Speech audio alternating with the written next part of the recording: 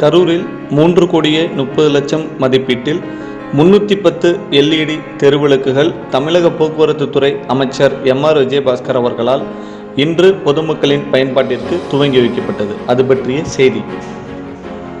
கரூர் அமராவதி ஆற்றுப்பாலம் முதல் திருச்சி தேசிய நெடுஞ்சாலை வெங்கக்கல்பட்டி பாலம் வரை வாகன நெரிசலை குறைக்கும் விதமாகவும் விபத்துகளை தடுக்கும் விதமாகவும் சாலைகள் அகலப்படுத்தப்பட்டுள்ளது.